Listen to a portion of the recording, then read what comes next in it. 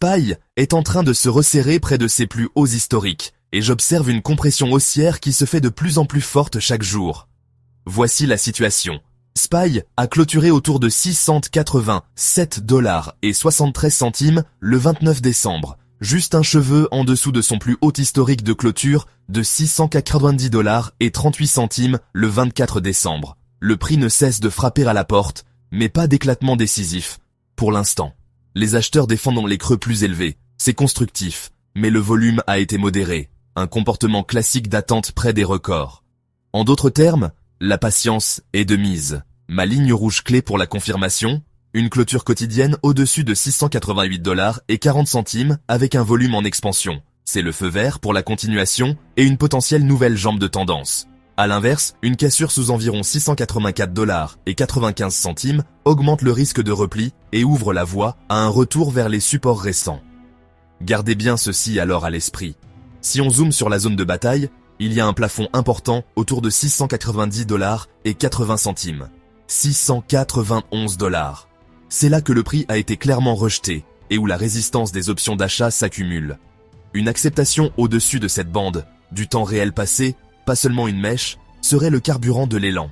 Le support de tendance est serré, environ 688 $ et 20 centimes, 687 $ et 80 centimes. Si cela cède, la structure ascendante pourrait se fissurer, forçant une réévaluation. Maintenant, la touche macro, la Fed, a fixé l'objectif de taux des fonds à 3,50%. 3,75% le 10 décembre, avec des responsables divisés et la médiane pointant vers une seule baisse en 2026.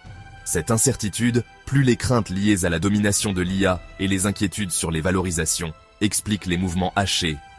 Le flux d'options, les haussiers poussent. Des achats massifs de call ont visé une cassure au-delà de 700 $.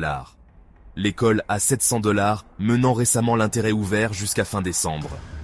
Ce type de positionnement indique que les traders s'attendent à ce que les résultats ou les données macroéconomiques mettent le feu aux poudres. Mais soyons honnêtes, il y a un risque de double top technique depuis le 24 décembre.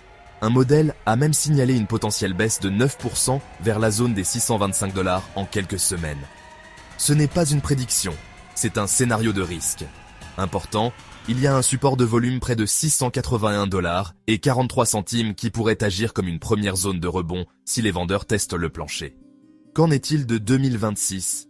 Quelques prévisions indiquent que janvier commencera près de 695 $, 700 $ et terminera autour de 701 $, 710 $, avec des gains modestes d'un mois à l'autre. Les prévisions ne sont pas des plans de trading, mais elles encadrent les attentes si la cassure se maintient. Mon scénario de base, je reste haussier tant que les creux plus élevés tiennent et que nous voyons cette clôture au-dessus de 688 $ et 40 centimes avec du volume. D'ici là, j'évite le FOMO prématuré. Laissons le marché le prouver. À votre tour, quel est votre premier mouvement pour début 2026 ? Une cassure au-dessus de 688 $ et 40 centimes pour la course vers les 700 $? Ou un repli d'abord, puis la prochaine impulsion ? Laissez votre scénario dans les commentaires, je les lis tous. Si cela vous a aidé, n'oubliez pas de liker, de vous abonner et d'activer la cloche pour ne pas manquer la prochaine mise à jour. Tradez avec discipline et protégez votre capital. À bientôt.